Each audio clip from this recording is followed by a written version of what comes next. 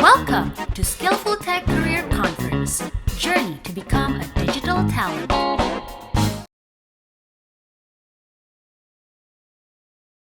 Selamat pagi semua teman-teman semua yang ada di sini, baik yang ada di Zoom maupun di YouTube. Terima kasih sudah bergabung pagi banget ini, dan mungkin selain itu terima kasih juga kepada Skillful yang udah mengundang saya di Skillful Tech Career Conference ini. Jarang-jarang ada Tech Career Conference dan sekarang era pandemi dan masih berlangsung, dan selamat ulang tahun juga yang kedua untuk Skillful, mudah-mudahan makin sukses ke depannya. Di kesempatan kali ini aku nggak akan berbagi penjelasan yang panjang lebar dan semacamnya. Aku cuma pengen cerita sih, cerita tentang bagaimana perjalanan aku di awal memulai dan sekarang masih menjalani karir di dunia digital. Nah, mungkin sebelum kita lanjut, aku mau memperkenalkan diri dulu. Nama aku Aditya. Saya adalah seorang jurnalis, tech jurnalis di sebuah media online yang fokus membahas tentang startup dan teknologi di Asia, namanya Techinasia. Saya join itu di 2015 dan kemudian sempat bergabung dengan sebuah perusahaan modal ventura yang paling aktif di Indonesia, namanya East Ventures. Mereka sudah invest ke lebih dari 200 startup atau perusahaan baik di dalam maupun luar negeri. Banyak banget emang. Dan setelah setahun di sana, ternyata saya menemukan bahwa passion saya ternyata di jurnalistik. Jadi saya balik lagi ke Techinasia sampai sekarang, berlanjut sampai sekarang. Apakah ada masalah dengan itu? Nggak ada, karena sebenarnya Techinasia itu juga adalah salah satu portofolio atau perusahaan yang mendapat investasi dari East Ventures gitu. Jadi seperti bapak dan anak aja sebenarnya. Nah, mungkin yang hal menarik yang ingin saya soroti dari perjalanan karir saya adalah sebelum saya masuk Techinasia, saya adalah seorang IT developer karena saya kuliah di mungkin ada yang tahu Presiden University di Cikarang. Saya mengambil jurusan IT dan setelah itu saya bekerja sebagai IT developer di sebuah perusahaan yang namanya ada di sini, Asahi Mas Chemical. Mungkin kalau kalian googling, ini adalah salah satu perusahaan atau mungkin bisa dibilang pabrik sebenarnya. Pabrik kimia salah satu yang terbesar di Indonesia.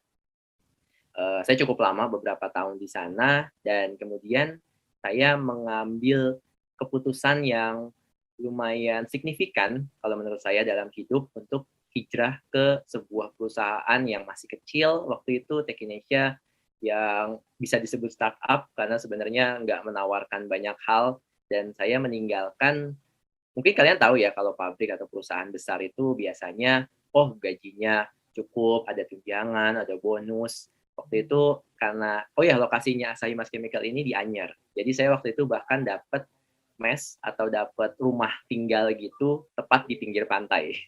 Dan akhirnya saya meninggalkan itu semua hanya demi untuk masuk ke sebuah startup kecil yang kantornya aja waktu itu belum ada. Jadi kita tuh bekerja di sebuah apartemen, bahkan harus kucing-kucingan sama security-nya hanya untuk bekerja.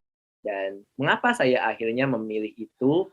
Ada beberapa alasan mengapa akhirnya saya mengambil keputusan drastis di waktu yang sebenarnya sangat krusial bagi saya, karena tepatnya di 2015 itu saya baru menikah, baru mempunyai istri, dan langsung dikaruniai anak. Jadi masih baby banget anak saya, dan saya akhirnya mengambil keputusan besar untuk, oke, saya meninggalkan pekerjaan di dunia korporat dan akhirnya masuk ke sebuah startup yang mungkin nggak akan menjanjikan apa-apa nantinya, tapi ada pertimbangan-pertimbangan yang akhirnya saya gunakan waktu itu. Cerita sedikit ya, bagaimana saya akhirnya pindah dari korporat pabrik tadi ke startup gitu, ke dunia digital gitu. Di sebelah kiri mungkin kalian bisa lihat itu adalah pabrik, ini gambar benar pabrik saya waktu itu yang saya di sana antara 2010 sampai 2015, dan di sana saya bekerja sebagai pengembang untuk aplikasi atau website yang fokus di pemberdayaan sumber daya manusia gitu, lebih ke kayak training. Jadi perusahaan waktu itu ingin membuat website internal khusus untuk melatih karyawannya akan skill-skill atau kemampuan baru. Mungkin mirip-mirip sama Skillful gitu ya. Saya bikin buat internal di perusahaan saya waktu itu, dan akhirnya digunakan oleh mereka. Nah, tapi di saat itu juga saya mulai melihat-lihat kan ada berita-berita semacamnya. Apa sih ada berita tentang perusahaan yang namanya Gojek, ada Grab, ada Tokopedia, ada Bukalapak, ada Tiket.com, ada Traveloka, macam-macam. Ini sebenarnya perusahaan-perusahaan apa sih? Karena kok tiba-tiba dapat pendanaan 100 juta US dollar, berapa juta, wah banyak banget yang dapat pendanaan. Saya akhirnya tertarik, ini sebenarnya apa gitu? Siapa sih yang bikin dan mengapa mereka membuat ini dan mengapa akhirnya juga banyak digunakan oleh masyarakat termasuk saya sendiri walaupun saya kerja bukan di Jakarta gitu. Saya menyadari betul bagaimana orang-orang sebelumnya kesulitan mau beli tiket kereta atau pesawat, akhirnya sekarang mereka tinggal buka website tiket.com atau Traveloka. Mereka susah bepergian di Jakarta, akhirnya mereka sebelumnya mereka harus pakai ojek atau kendaraan umum atau taksi atau semacamnya, mereka sekarang bisa pakai Grab atau Gojek waktu itu ya di 2015. Tadinya orang bingung mau beli barang-barang aneh yang nggak ada di supermarket atau minimarket dan sekarang ada Tokopedia dan Bukalapak yang menawarkan hal itu. Apa sih sebenarnya? Saya bingung ini sebenarnya apa gitu. Dan akhirnya saya cari-cari ternyata ada meet up atau pertemuan untuk orang-orang yang suka dengan dunia digital. Nah, waktu itu ini yang sebelah kanan ya, ini adalah salah satu pertemuannya atau salah satu meet up-nya, lokasinya tuh di EV Hive, sekarang namanya Co-Hive di Demaja, lokasinya di Jakarta Selatan, dan seminggu itu mungkin bisa ada beberapa kali acara, dan di sana akhirnya saya menemukan bahwa, wah ini seru-seru banget ya orangnya gitu. Masalahnya, nah ini mungkin kalian lihat nih ada peta antara Anyer dan Jakarta. Masalahnya untuk saya hadir di acara tersebut, saya harus menempuh jarak 113 kilometer dan ini saya nggak pakai kendaraan pribadi ya, saya pakai bis gitu. Jadi kalau bisnya cepat ya nyampainya juga cepat.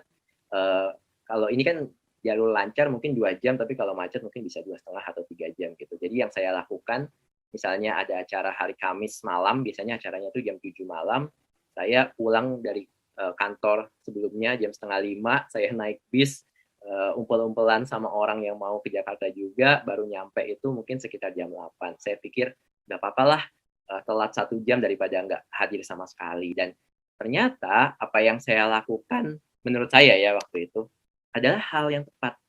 Kenapa? Karena di sana saya menemukan orang-orang yang punya, terutama banyak anak muda ya, yang punya passion yang tinggi. Oh, saya ingin membuat hal yang berbeda dari apa yang dibuat oleh orang lain.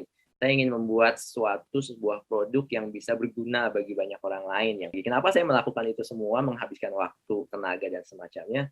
Karena saya tertarik banget dengan apa yang kemudian mereka buat, mengapa berita-berita besar ini muncul, dan akhirnya saya menemukannya ketika sudah hadir di acara-acara tersebut. Nah, balik lagi ke alasan mengapa saya di 2015 itu akhirnya memilih untuk oke lah saya meninggalkan kerjaan korporat dan akhirnya langsung masuk ke startup yang mungkin sedikit tidak jelas. Bahkan saya sampai bicara kepada orang tua saya, kamu mau pindah kemana? Dia saya pindah ke perusahaan IT gitu, walaupun nggak IT juga, karena hanya sebuah media online, tapi biar biar boleh untuk pindah, saya bilangnya pindah ke perusahaan IT yang bonafit, yang ada di Singapura dan semacamnya gitu. Saya tinggi-tinggikan, walaupun saya tahu resikonya juga sangat besar.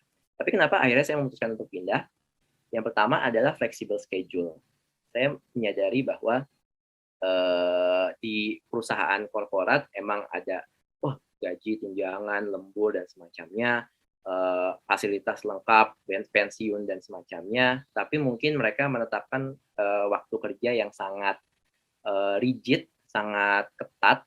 Jadi antara jam 7 sampai jam 5 itu saya nggak bisa kemana-mana dan ngobrolnya juga sama orang-orang itu aja. Sementara pekerjaan baru ini, dunia digital, dunia startup ini menawarkan, oh nggak apa-apa kok Dit, kamu bisa datang jam berapa aja, pulang jam berapa aja, yang penting kerjaan selesai, kerjaan kelar gitu. Wah ini menarik nih buat saya yang waktu itu baru nikah, baru punya anak, wah mungkin bisa ada banyak waktu akhirnya untuk bersama dengan anak dan ternyata terbukti benar gitu. Walaupun mungkin ada beberapa teman mungkin nanti di sesi selanjutnya penjelasan yang wah ternyata jadi kerja di startup itu sibuk ya gitu. Tapi kalau kalian bandingkan dengan korporat yang mungkin di bidang yang sama, mungkin akan jauh lebih fleksibel ketika bekerja di dunia digital. Nah, hal kedua yang Waktu itu menurut saya, pertimbangan saya, wah ya udahlah pindah aja dari korporat ke dunia digital. Adalah pengembangan karir. Karena kalau di korporat itu saya melihat waktu itu khususnya di tempat saya bekerja, hierarki itu sangat kaku. Jadi mungkin kalau saya mau naik jabatan harus nunggu bosnya pensiun dulu atau semacamnya, baru saya naik dan ketemunya juga sama orang-orang itu aja, internal perusahaan aja gitu. Karena saya juga bukan orang sales, hanya IT, jadi bekerjanya di internal begitu aja. Nah, saya melihat dengan masuk ke dunia digital, terutama startup yang saya masuk ini kan bisa ngobrol dengan banyak founder dan mendapat insight dari mereka, saya melihat, wah ini adalah kesempatan bagi saya untuk bisa mengembangkan karir lebih lanjut daripada apa yang saya miliki sekarang. Gitu. Nah, dan ternyata apa yang saya pikirkan waktu itu sedikit banyak ada benarnya. Mungkin bisa next dulu.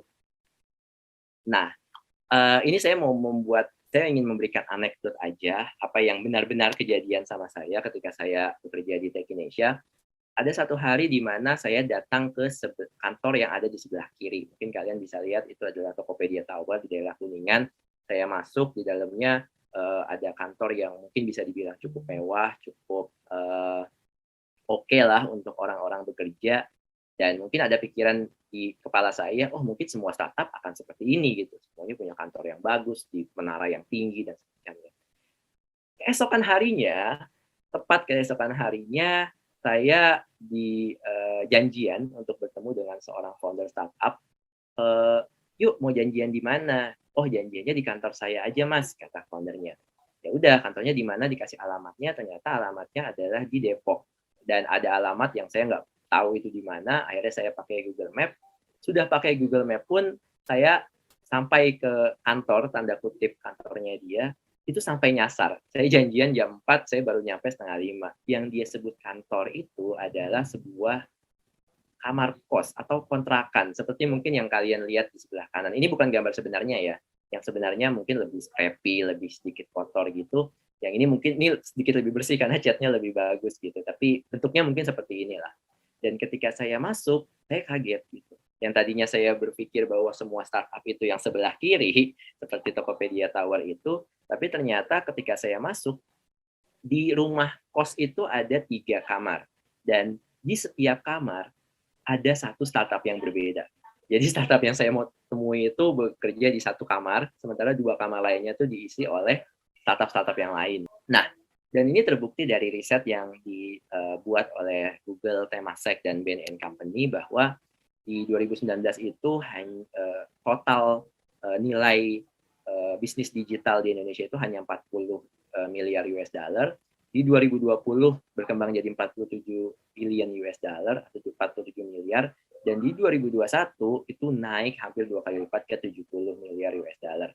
Kenapa? Ini mungkin sedikit blessing in disguise, karena mungkin kita semua pasti nggak suka akan pandemi COVID-19, tapi ternyata pandemi itu bisa membuat adopsi untuk bisnis digital itu makin cepat, sehingga mempercepat pertumbuhan di tahun 2021, dan kemudian nanti di tahun-tahun berikutnya termasuk di 2025 juga akan naik lebih pesat lagi.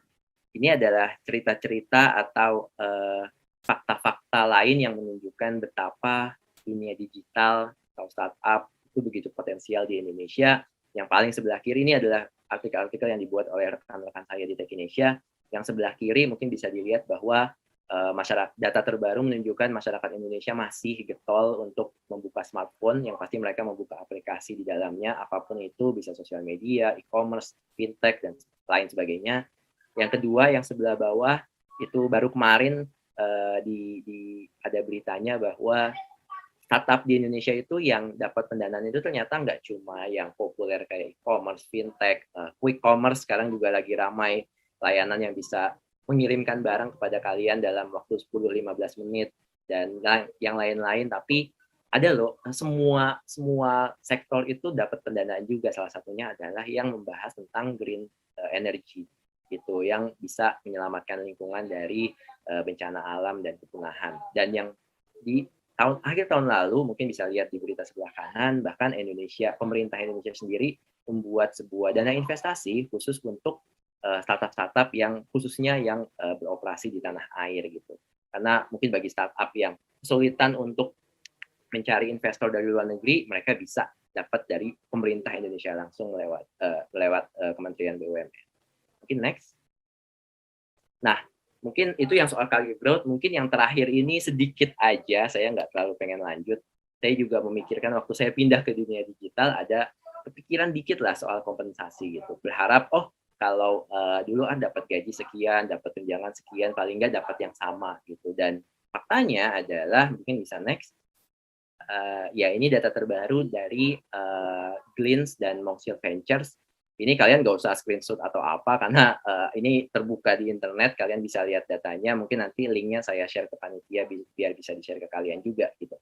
Jadi ini menunjukkan bahwa ternyata kompensasi untuk, kalian bisa lihat di sini ada front end developer, back end developer, dan next mungkin ada engineer dan semacamnya, full stack developer, itu nggak jelek loh. Mungkin kalau kalian bandingkan, kerja corporate dapat sekian gajinya, di digital juga nggak kalah gitu. Tapi mungkin buat saya ini adalah hal kesekian lah ya, karena debatable sebenarnya semua orang itu butuh penghasilan yang seberapa banyak. Tapi mungkin kalian lihat di sini, kok engineer semua ya, nggak ada yang lain gitu. Nah, mungkin saya bisa menunjukkan bahwa ini kebetulan datanya engineer semua, tapi saya bisa menunjukkan bahwa saya pribadi bukan, walaupun background engineer, tapi saya nggak bekerja sebagai engineer gitu. Saya bekerja sebagai jurnalis media, dan startup juga banyak membutuhkan talenta-talenta di bidang seperti HR, mungkin legal, atau mungkin ada juga yang di bidang PR dan semacamnya. Kita juga butuh, dan kompensasinya juga nggak jelek juga. Ini adalah sebuah quote yang saya suka dari Peter Thiel. Jadi Peter Thiel itu adalah, dulu dia bikin browser yang namanya Netscape, kemudian dia exit, dia bikin PayPal, yang kemudian jadi ada anekdot PayPal mafia, kemudian dia jadi investor, dia invest ke Facebook dan lain sebagainya. Dan dia membuat buku yang judulnya Zero to One. Di situ dia bilang bahwa if your goal is to never make a mistake in your life, you should then look for secrets gitu. Dan mungkin saya mengandaikan secret ini mungkin kayak kita lagi main game balapan atau Mario Bros gitu ya, ada jalan rahasia yang kita mau ambil gitu, dan itu bisa memberikan sesuatu, bisa tamat lebih cepat atau semacamnya, bisa dapat keuntungan yang lebih banyak. Tapi kalau di dunia digital bisa menjadi a good secret, a big secret yang bisa memberikan keuntungan bagi kalian. Tapi at the first time, you have to aware, kalian harus sadar bahwa bisa jadi itu adalah kesalahan gitu. Dan ya mungkin kalau kalian, ya udahlah yang jelas-jelas aja di korporat yang non digital, non startup atau semacamnya, is okay gitu. Tapi kalau kalian berani untuk ini, aware aja bahwa bisa jadi ada resiko-resiko, tadi juga saya sudah jelaskan di awal. But kalau itu sukses, bekerja di dunia digital juga bisa menjadi salah satu jenjang karir yang bermanfaat bagi kalian, keluarga, dan yang lain. Mungkin itu aja dari saya. Mungkin kembali ke MC.